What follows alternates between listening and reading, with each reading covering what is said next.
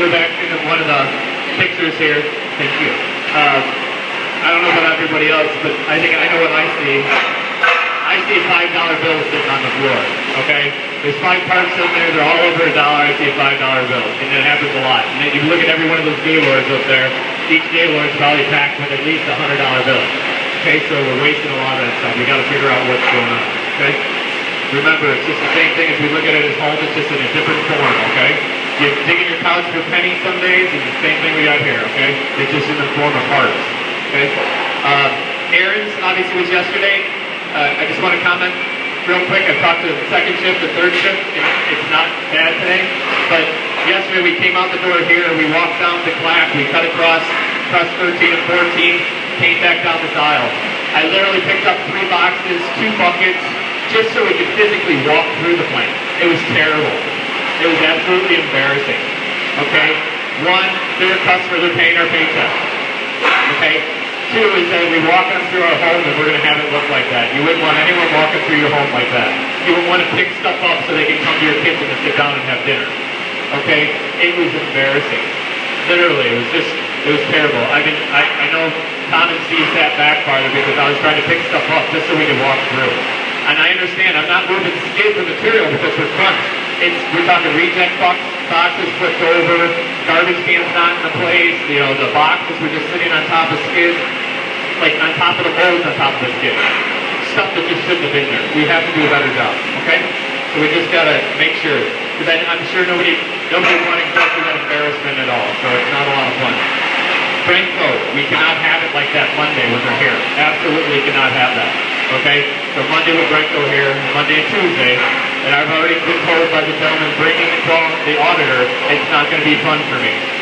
So we got to make sure at least if it's organized, it looks better and clean. Hopefully it'll take off some of the pressure from the audit. Okay, so we're going to be going through a lot. Right? One thing we talked about quality issue. So we ran this part, okay, and so we can see there's a short on this part, right? If I see this short and I don't say anything, is the part still bad? Okay. If I come up to you and I say something to you and tell Jason the parts, I have a short, is the part still bad? Okay. So when somebody brings somebody a bad part, ignoring it or hoping somebody doesn't bring it to you does not make a good part. Okay? Somebody showing this actually should be rewarded, not reprimanded or talked, I don't want to say not decently.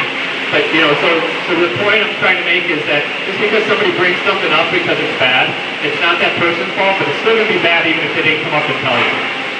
Okay, so we got to make sure we respect the person who finds the problems, right? We talked in the Toyota about using tools to find the problem. That's what we have calipers for. That's what we have visual inspection for. And then the people actually fix the problem. The machines don't correct it. The people have to fix it. That's what the brain power is for. Okay? Does that make sense? So please, respect the people that find the parts. Alright, we're going to do the reading since it's Friday. We're going to do a little something different. I thought this was interesting, and I didn't know all this stuff either. So we're going to talk about Elgin. We've been in Elgin here since 1971, the building. And before that, I think we were over on Davis Road too. So, alright, so just a little history about Elgin. The Indian Removal Act of 1830 and the Black Hawk Indian War of 1832 led to the expulsion of the Native Americans who had settled and burial mounds in the area and set the stage to the founding of Elgin. Thousands of militiamen and soldiers of General Winfield Scott's army marched through the Fox River Valley during the war, and accounts for the area's fertile soils and flowing springs soon filtered east. In New York, James C. Gifford and his brother Ezekiel Gifford heard tales of the area ripe for settlement and traveled west. Looking for a site on the stagecoach route from Chicago to Galena, they eventually settled on a spot where the Fox River could be bridged. In April of 1835, they established the city naming it after the Scottish hymn Elgin. So there was a hymn named Elgin. Early Elgin achieved fame for the butter and dairy goods it sold to the city of Chicago. Gail Borden established a condensed milk factory here in 1866, and the local library is named after his honor. The dairy industry became less important with the arrival of Elgin Watch Company. The watch factory employed 3 generations of Elginites from the late 19th century to the mid-20th century, when it was the largest producer of fine watches in the United States. The factory ceased production in the early 1960s and was torn down in 1965. And the operator of the largest watchmaking complex in the world. Today, the clocks at Chicago Union Station still bear the Elgin name. Elgin was a long tradition of education and invention. Elgin is home to Elgin Academy, the oldest co-educational, non-sectarian college preparatory school west of the Allegheny Mountains. Elgin High School boasts 5 Navy admirals, 1 Nobel Prize winner, a Pulitzer Prize winner, a Tony Award winner, 2 Academy Award winner producers, Olympic athletes, and General Motors CEO among the alumni. Elgin residents, John Murphy invented the motorized street sweeper in 1914 and later formed Elgin Sweeper Corporation. Pioneering African-American chemist Lloyd Hall was Elgin native, as was the legendary marketer and car stereo pioneer Earl Madman Moots and Max Adler, founder of the Adler Planetarium in Chicago, America's first planetarium. Okay? So Elgin today, Elgin ranks as one of the fastest growing cities in Illinois. In June 2005, the Chicago Tribune quoted Elgin Mayor Ed Schaub saying that Elgin will in 40 years be the second largest city in Illinois. The city's far west development strategy called for construction of 14,000 homes on agricultural land west of Randall Road, which has become a major retail corridor.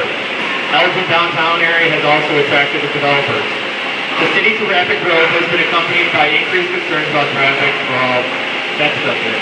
We all know the traffic is big.